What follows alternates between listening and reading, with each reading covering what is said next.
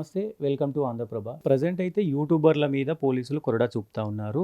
So, ఈ betting యాప్స్‌లో క్రికెటర్లున్నారు, cinema actors కూడా ఉన్నారు, పెద్ద పెద్ద సెలబ్రిటీలున్నారు. సో, వీళ్ళపైన ఏమైనా చర్యలు తీసుకునే అవకాశం ఉందా? అందరిపైన చర్య తీసుకోవాలండి. తీసుకోవాలనే నా అభిప్రాయం. అందరిని గవర్నమెంట్‌ని కోరుతున్నాను. డెఫినెట్‌గా ఎవరైతే ఉన్నారో ఒక స్పెషల్ ఒక ఫోర్స్‌ని కాన్స్టిట్యూట్ చేయండి. ఇప్పుడు నార్కోటిక్ డ్రగ్ ఏ విధంగా చేశారో ఆ విధంగా ఒక స్పెషల్ ఆఫీసర్‌ని చేసి ఈ విధంగా చూడండి ఎవరెవరు ఇట్లాంటి యాప్‌లని ప్రమోట్ చేస్తున్నారో వాళ్ళందరిపైన ఎఫ్ఐఆర్‌లు కట్టించండి. కంప్లెయింట్‌లు తీసుకోండి.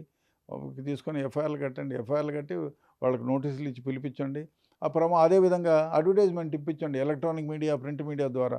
ఈయన యాప్‌ని నమ్మి ఎవరెవరు ఎంతమంది డబ్బులు పోగొట్టుకున్నారో let them come give as a witness. వాళ్ళు విట్నెస్‌గా స్టేట్మెంట్ రికార్డ్ చేసి కోర్టులో పెట్టాలి.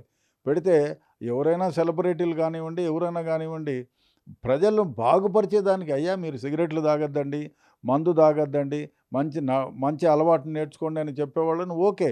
అంతేగాని ఈ బెట్టింగ్ యాప్స్ పైన డబ్బులు పెట్టండి అనే వెధవలు ఎవరైనా ఉన్నియండి, ఎంత పెద్దోడైనా కానివ్వండి, తప్పు కదా! చట్టబద్ధత లేని దాన్ని మీరు ప్రమోట్ చేస్తున్నారంటే డెఫినెట్‌లీ ఇది తప్పు.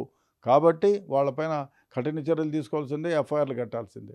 సో, ఇది ఇప్పటివరకున్న అప్డేట్స్. బెట్టింగ్ యాప్స్ ప్రమోట్ చేసిన ప్రతి ఒక్కరికి శిక్ష పడుతుంది. ఎక్కడ ఉన్నా, ఏ దేశంలో ఉన్నా పట్టుకొనొచ్చి శిక్ష విధిస్తారు. ఎన్ని రోజులకైనా, అది 5 సంవత్సరాలు కావచ్చు, సంవత్సరం కావచ్చు, 10 సంవత్సరాలకి ఈ దేశం ఎప్పటికైనా వాళ్ళని పట్టుకొని శిక్ష అయితే కంపల్సరీగా ఉంటుంది. ప్రమోట్ చేయొద్దని చెప్తా ఉన్నారు. సో, కెమెరామెన్ లక్ష్మణ్‌తో సతీష్, ఆంధ్రప్రభ.